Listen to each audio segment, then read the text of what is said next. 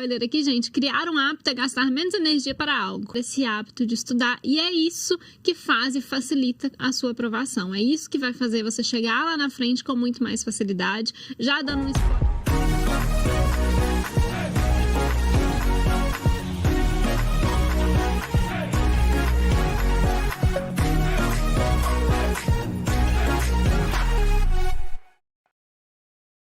Ano.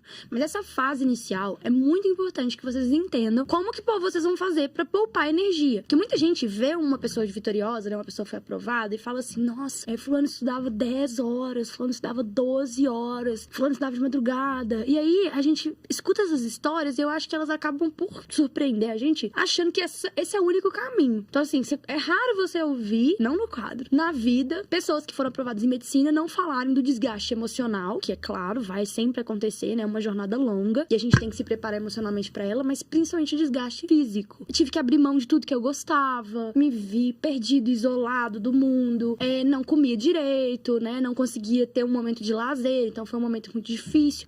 Quando você olha pra essas pessoas, olha pra essa jornada e traz, você tá olhando pro foco equivocado, porque você tá vendo como única possibilidade você abrir mão da sua vida saudável. Isso é o que impede que as pessoas realmente sejam aprovadas de primeira ou em pouco tempo, porque vocês vão achar sempre que mais esforço vai ser o melhor. Então tudo bem que eu não consegui estudar ontem, mas se eu estudar hoje 10 horas, eu tô fantástico. Eu tô no topo das paradas, porque eu me desgastei. Sem o desgaste é como se a gente não reconhecesse o mérito. Quando a gente olha pro estudo, todo objetivo ele tem que ser avaliado primeiro pela querer. Então o primeiro passo você tem que saber se aquilo vai ser pra você ou não. E pra você tomar esse passo, por mais emocional que você seja, você tem que considerar fatos. Então o fato número 1 é que quem deseja fazer medicina no Brasil vai enfrentar uma concorrência e vai precisar de uma nota suficiente nos processos seletivos que a gente sabe que são desafiadores. Seja ele de uma escola, né, por exemplo, uma USP, uma Unicamp, ou seja um processo como o Enem. Seja como for, entender que o seu objetivo é um objetivo complicado, é um objetivo que vai te demandar esforço, é o primeiro passo. Então quando a gente tá aqui falando dessa questão da pressão, é exatamente como o Pedro falou, é mais um mindset do que você falar assim, não, então eu vou estudar 2 horas por dia, e aí dia sim, dia não. E aí quando eu estudo, só que eu gosto. E aí, perfeito, por que eu não passei no Enem? E aí fica frustrado. Então a gente tem que entender as coisas dentro do contexto delas. Nós vivemos num contexto em que somente o esforço extremo, somente o desgaste intenso é visto como mérito. Se a pessoa não tá se rasgando e sofrendo, é como se ela não estivesse sentindo, como se ela não estivesse engajada, é como se ela não quisesse tanto. Que o seu esforço ali não vale de nada. Nada. Se você não termina o seu dia pra morrer, acabou. Não adianta. Não adianta, não tô estudando. Se você não tá com dor de cabeça e não consegue conversar com seus pais, se todas as suas relações já não estão funcionando, isso não é estudar pra medicina. E eu tô aqui pra dizer pra vocês que isso é estudar errado. Então o hábito, ele é toda aquela repetição que é feita até ela virar esse caminho fácil em que você aciona com menos energia. Então o que ajuda o hábito? A gente falou da repetição. A repetição ela tem que ser sempre nas mesmas condições.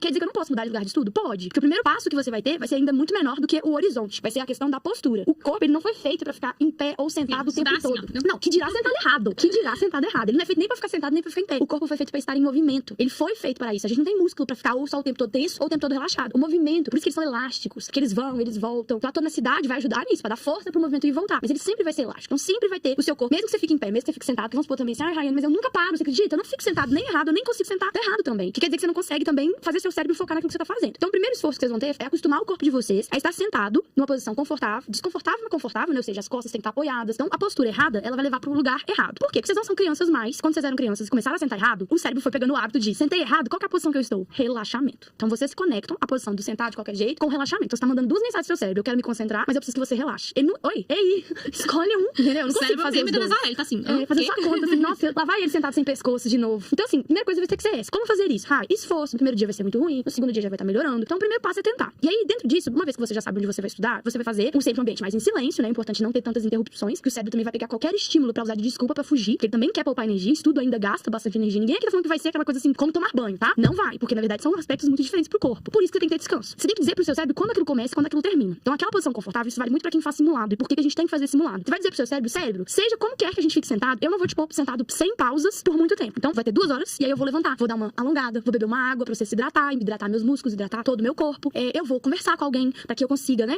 recuperar um pouco também do social, me sentir parte, porque isso tudo é importante. Então você vai dizer pro seu cérebro quanto ele vai precisar se concentrar. Por isso que a gente fala dos horários em 2 minutos. Alguém me perguntou como é que monta o horário de estudos. Primeira coisa, blocos de 2 horas. Por que 2 horas? Porque tirando a galera que é muito fanática, por que a série você consegue assistir vários episódios e por que o filme, quando tem mais de 2 horas, mais ou menos 2 horas, hoje até 3 horas até que rola, né? Mas assim, quando ele tem até 2 horas, assim, a gente não consegue ter um bom aproveitamento, é aquela coisa que parece mesmo longa. A gente consegue assistir 7 episódios, mas um filme de 3 horas parece uma eternidade. Porque cada série, ela tem um ciclo completo pra você. Você vai, começa, aí tem aquele destaque, o desfecho que vem aí, depois começa tudo de novo. Mesmo com o cliffhanger, né, que a gente sabe que agora é cada vez mais comum, dá pro seu cérebro todo aquele ciclo. Então ele respira, ele vai, ele relaxa, ele respira, ele vai, ele relaxa. Então eu quero que o dia de estudo de você seja uma série e não um filme. Porque se você achar que você vai estudar 4 horas de matemática e o seu cérebro vai conseguir acompanhar aquilo, ele não vai. Porque é muito específico. Mas eu troco, eu estudo um pouquinho de um conteúdo, depois eu estudo outro errado. Por mais que você esteja tentando fazer o mesmo processo, se você muda de disciplina, vai ser muito mais fácil pro seu cérebro perceber que, olha, o momento focada acabou. Aquele inferno da matemática acabou de passar. Agora eu vou estudar uma matéria que eu gosto um pouco mais, ou que eu tô um pouco melhor, né? Então, a partir do momento que você tá dizendo pra ele quando ele tem que se consertar, tudo melhor. Então a gente já falou, bloco de 2 horas, organizar a postura, não precisa ser o mesmo lugar de estudo, mas a sua postura tem que ser a postura que você vai usar dentro da prova. Primeiro que naturaliza, né? Segundo que vai ser bom demais pra sua coluna. Sério, mas você vai ver sua postura vai agradecer. Vai falar assim, olha, essa pessoa agora é ereta. Nunca estude uma mesma matéria 2 vezes no mesmo dia. Mesmo que você faça 10 horas de estudo, que seria o máximo que a gente indicaria hoje pra vocês fazerem, tá? Já é uma pessoa muito avançada, uma pessoa que realmente tá dando conta de ser totalmente integral pro estudo e que pausa. Não vai fazer 10 horas corridas da parte da tarde até o final da noite. Normalmente começa de manhã, tem o almoço entre essas atividades. Então isso vai criando também o mesmo dinâmica que a gente cria na escola, quando a gente tem aula de manhã e de tarde, tá? Isso é possível, é saudável, dá pra fazer. Mas então, nunca a mesma matéria. Então você tem